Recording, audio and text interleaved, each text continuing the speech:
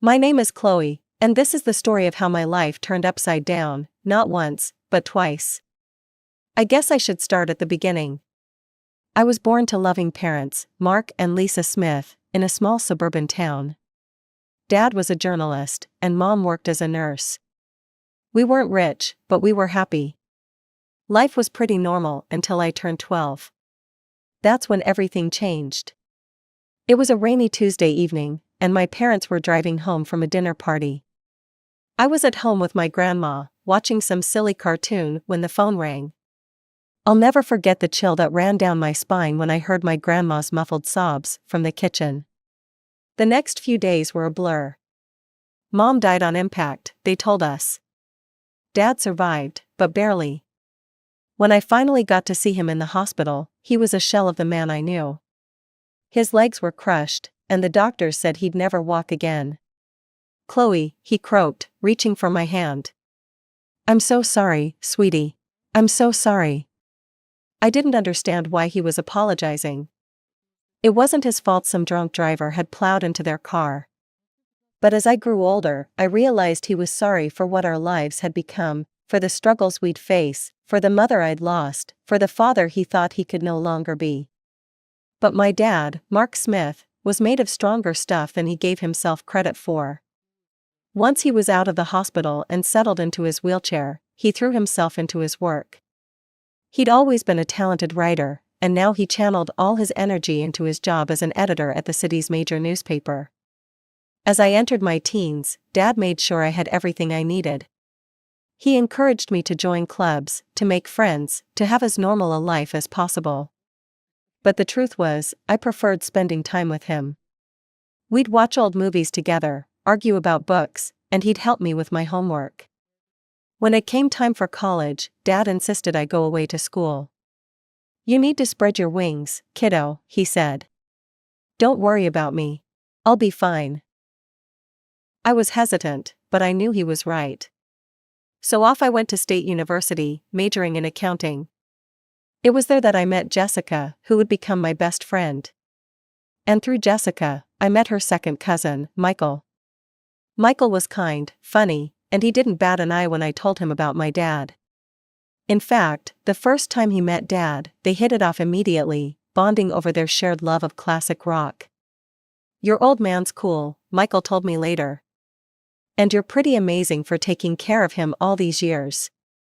I shrugged it off, but inside, I was glowing. For the first time since the accident, I felt like maybe, just maybe, I could have a normal life. A life with love, laughter, and yes, even a family of my own someday. After graduation, life seemed to fall into place like pieces of a puzzle. I landed a job at the local tax service, and Michael started working as a long-haul truck driver. We dated for 2 years before he popped the question on a crisp autumn evening in the park where we had our first date.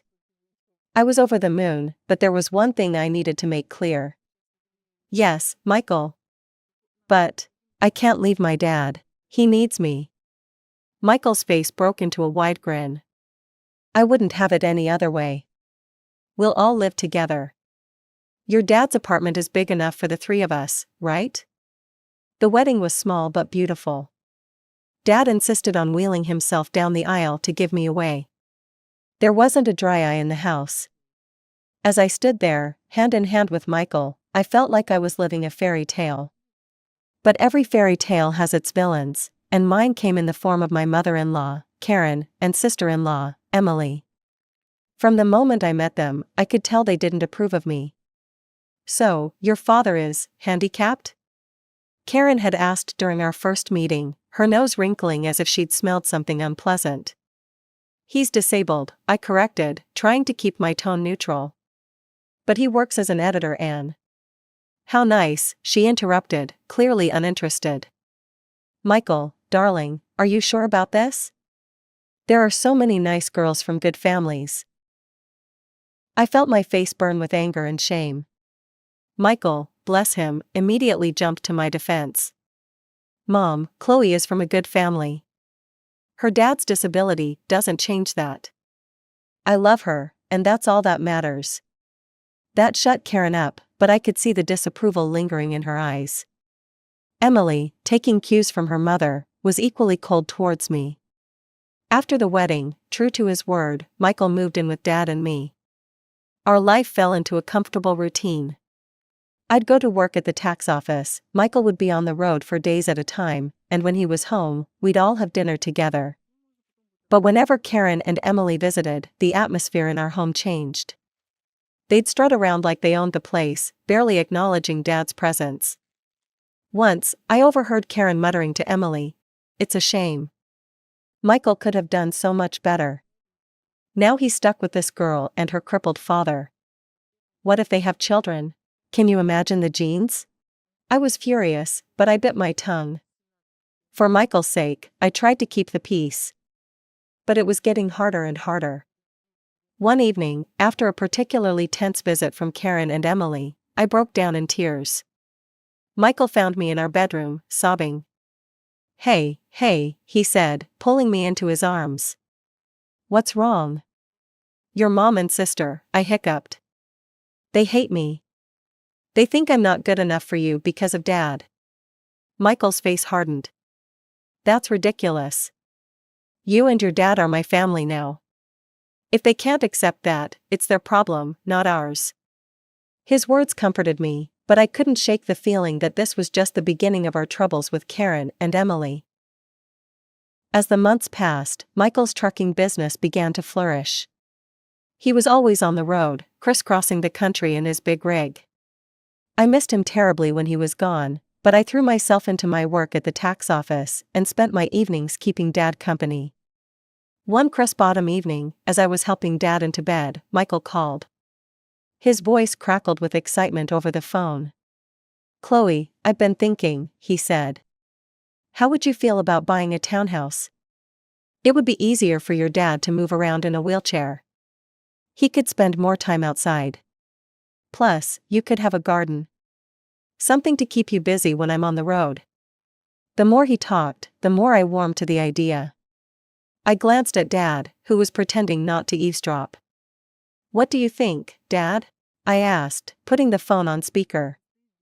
Dad's eyes lit up. "A garden would be nice," he admitted. "And it would be easier to get outside." That settled it. Over the next few weeks, we threw ourselves into house hunting. We finally found the perfect place, a spacious townhouse with wide doorways, a roll-in shower for Dad, and a beautiful backyard. Taking out a mortgage was scary, but with Michael's income and mine, plus the rent from Dad's old apartment, we managed to make it work. We moved in on a sunny Saturday in spring, and I'll never forget the look on Dad's face as he wheeled himself out onto our new patio. "This is perfect, sweetie," he said, his eyes misty. "Thank you." We spent the next few months settling in, making the place our own. I planted a small vegetable garden, and Dad would sit outside for hours, soaking up the sun and fresh air. It was idyllic. Then came the housewarming party. We invited friends, colleagues, and yes, Karen and Emily. The party was in full swing when they arrived, fashionably late as usual. They sauntered in, eyeing everything with barely concealed envy. As we moved through the house, I could see the wheels turning in Karen's head. When we reached the master bedroom, she turned to me with a sly smile. "You know, Chloe," she said, her voice low. "This would be perfect for Michael and me. Why don't you send your father to a nursing home? Then I could move in here." I felt like I'd been slapped. "Excuse me?" "Oh, don't look so shocked," Karen continued. "Your father isn't, well, he's not a whole person anymore, is he? He doesn't need all this luxury. A nursing home would be more than enough for someone in his condition." Before I could respond, Karen marched out to the patio, where Dad was chatting with some guests. To my horror, she grabbed the handles of his wheelchair and started pushing him towards the driveway. "Karen!" I shouted, running after her. "What are you doing?" "If he won't go to a nursing home, he can stay outside," she sneered. "That's what you wanted, isn't it? For him to be outdoors?" I was shaking with rage and disbelief. Thankfully, Michael had heard the commotion and came running. His face turned red with anger when he saw what his mother was doing. "Mom," he bellowed. What the hell are you doing? Let go of Mark's chair right now. Karen looked shocked at Michael's tone. But honey, I was just. I don't want to hear it, Michael cut her off. You and Emily need to leave. Now. After they left, Michael apologized profusely to Dad and me. I'm so sorry, he said, his voice breaking. I had no idea she would. I'm just so sorry. Dad reached out and patted Michael's hand. It's not your fault, son. Some people, they just can't understand. Life settled into a new rhythm after the housewarming incident. Karen and Emily kept their distance, which suited me just fine. Michael threw himself into his work, taking on more long-haul routes to help cover our new mortgage. I split my time between my job at the tax office and tending to our home and Dad. 2 years passed in the blink of an eye. Our life fell into a comfortable routine. Michael was on the road more often than not, but when he was home, our little family was happy. Dad's health was stable, and he seemed content spending his days in the garden or working on his editing from home. Then came the call that shattered my world. I was at work when my phone rang. An unfamiliar male voice greeted me. Mrs. Thompson? This is Officer Rodriguez from the Highway Patrol. My heart dropped into my stomach. Yes? I managed to squeak out. I'm sorry to inform you that your husband, Michael Thompson, has been in a serious accident. The rest of the conversation was a blur. Words like head-on collision and didn't make it floated around me, but I couldn't process them. It wasn't until I heard myself thanking the officer and hanging up that reality began to sink in. Michael was gone. The next week was a haze of grief and disbelief. I moved through the motions of planning the funeral like a robot, barely able to comprehend what was happening. The day before the funeral, I steeled myself and called Karen. I thought she deserved to hear about her son's death from me, not from some impersonal newspaper obituary. Hello? Karen's sharp voice answered. Karen, it's Chloe, I said, my voice trembling. It's about Michael. He's gone. There was an accident. There was silence on the other end of the line.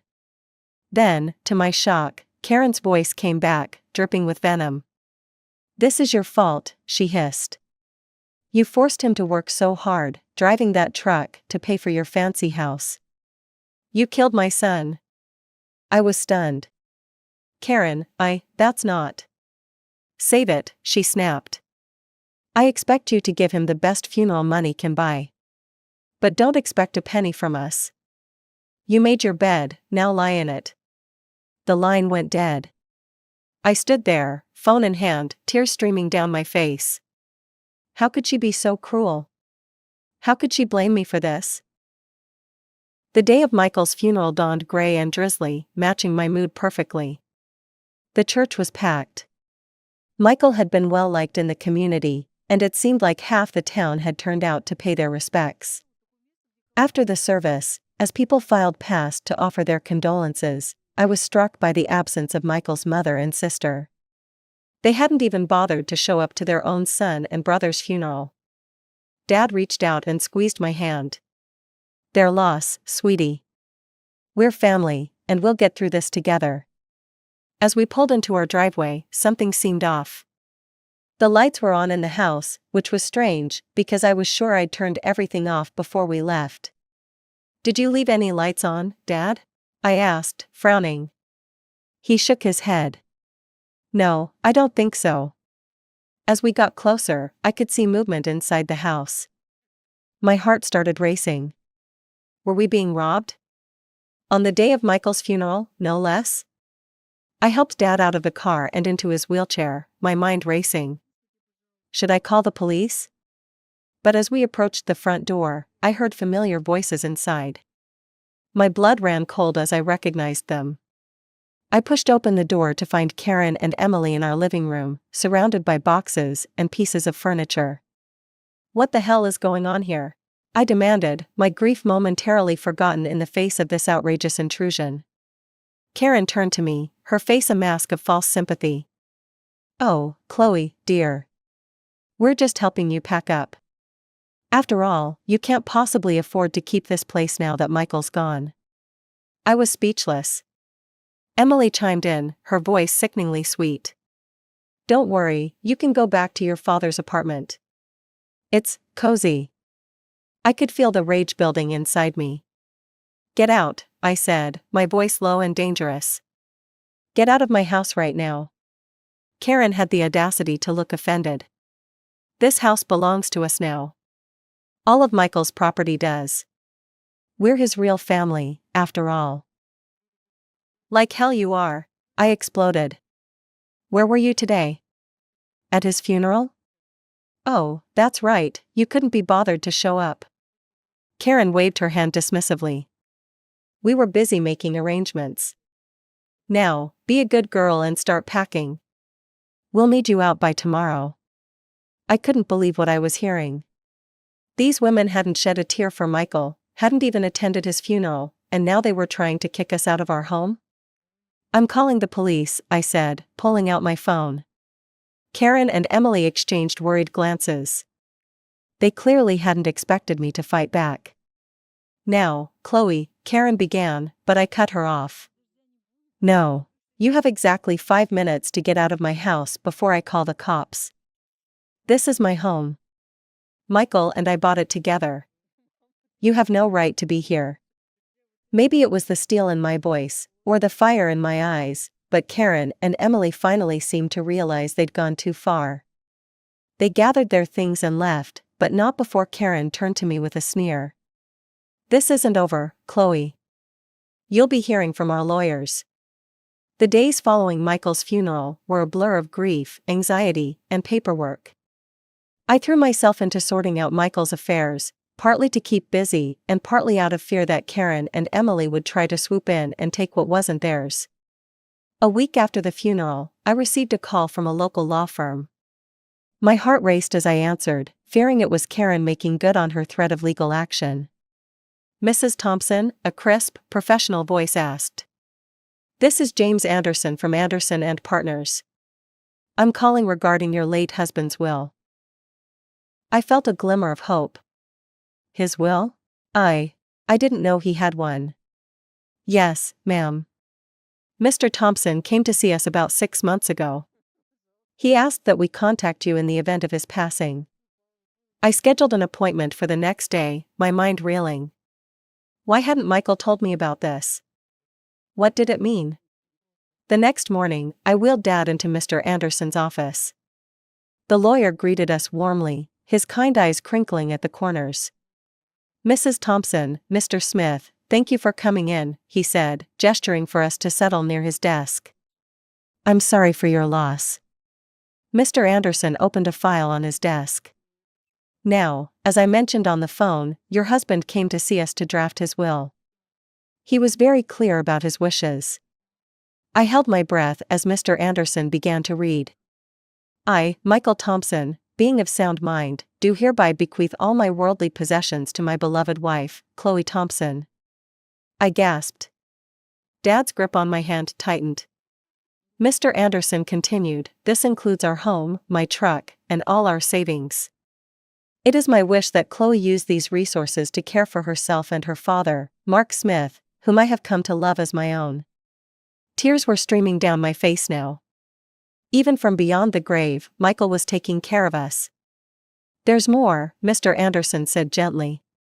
Mr. Thompson left a letter for you. He handed me an envelope. With shaking hands, I opened it and began to read. My dearest Chloe. If you're reading this, it means I'm gone. I'm so sorry for leaving you and Mark. Please know that you two were the best thing that ever happened to me. I made this will because I know how my mother and sister can be. I didn't want to worry you, but I needed to make sure you and Mark were protected if anything happened to me. You're my real family, Chloe. You and Mark. Not them. Take care of each other. Live your lives to the fullest. And know that I'll always be watching over you. All my love, Michael. I clutched the letter to my chest, sobbing. Dad was crying too, his weathered hand patting my arm. Mr. Anderson gave us a moment before speaking again. Mrs. Thompson, there's one more thing. Your husband's truck was insured. Given the circumstances of the accident, the insurance company will be paying out the full value of the policy. I looked up, sniffling. What does that mean? It means, Mr. Anderson said with a small smile, that you'll be receiving a substantial sum. Enough to pay off your mortgage and then some. As we left the lawyer's office, I felt like a weight had been lifted from my shoulders. We were going to be okay. Michael had made sure of it. As we pulled into our driveway, I noticed a familiar car parked on the street. My heart sank as I recognized Karen's sleek sedan. Oh no, I muttered. What now? Sure enough, Karen and Emily were waiting on our front porch. But this time, I wasn't afraid. I had Michael's letter in my pocket and the strength of his love in my heart. Chloe, Karen began as we approached, her voice sickly sweet. We need to talk about Michael's estate. I stood tall, looking her straight in the eye. No, Karen. We don't. Michael left everything to me. It's all legal and official. And do you want to know why? Because we were his real family. Not you. Now, please leave. You're trespassing on my property. For once, Karen was speechless. Emily tugged at her arm, whispering urgently. With one last venomous glare, they got in their car and drove away. The weeks following our meeting with the lawyer were a whirlwind of activity. I threw myself into settling Michael's affairs, grateful for the distraction from my grief. The insurance payout came through, and true to Mr. Anderson's word, it was enough to pay off our mortgage, with plenty left over. One afternoon, as I was going through Michael's desk, I came across a small notebook. Curious, I opened it and found pages filled with his messy scrawl. It was a journal of sorts, filled with his thoughts and plans for our future. Thinking about starting a college fund for our future kids, one entry read. Want to make sure they have the best start in life. My heart clenched. We had talked about having children someday, but had decided to wait until we were more financially stable. Now, reading Michael's private hopes and dreams, I felt a fresh wave of grief wash over me. Oh, Michael, I whispered, clutching the notebook to my chest. We had so many plans. That night, I tossed and turned, unable to sleep. My mind kept drifting to the journal, to the future we'd never have. When I finally drifted off, I dreamed of Michael. He was smiling, holding out his hand to me. It's okay, Chloe, he said in my dream. Everything's going to be all right. I woke up the next morning feeling different. I couldn't quite put my finger on it, but something had changed. As I got ready for work, a wave of nausea hit me. I barely made it to the bathroom in time. But as the days went by, the morning sickness persisted. At first, I chalked it up to stress and grief. But a small voice in the back of my mind whispered another possibility. Finally, after a week of this, I found myself standing in the pharmacy aisle, staring at pregnancy tests. With trembling hands, I bought one and hurried home. The 3 minutes I waited for the result were the longest of my life. When I finally looked at the test, I saw 2 clear blue lines. I sank to the bathroom floor, a mix of emotions overwhelming me. Joy, fear, grief, hope, they all swirled together in a dizzying cocktail. Chloe? Dad's voice came through the door. Everything okay in there? I opened the door, tears streaming down my face. Dad's expression immediately changed from concern to alarm. What's wrong, sweetie? He asked. I held up the test, my hand shaking. I'm pregnant, Dad. I fell into his arms, sobbing. He held me, stroking my hair like he used to when I was a little girl. It's okay, he murmured. It's going to be okay. You're not alone, Chloe. And this baby is a gift. A piece of Michael that will live on. His words struck a chord in me. This baby was a part of Michael, a continuation of our love. Suddenly, the fear began to recede, replaced by a fierce determination. You're right, I said, wiping my eyes. This baby is a gift. And we're going to be okay. Dad smiled, his eyes crinkling at the corners. That's my girl. Now, let's get you something to eat. You're eating for two now, after all. As we made our way to the kitchen, I felt a sense of hope blooming in my chest. Yes, the road ahead would be challenging. But with my father by my side and Michael's child growing inside me, I knew we could face anything.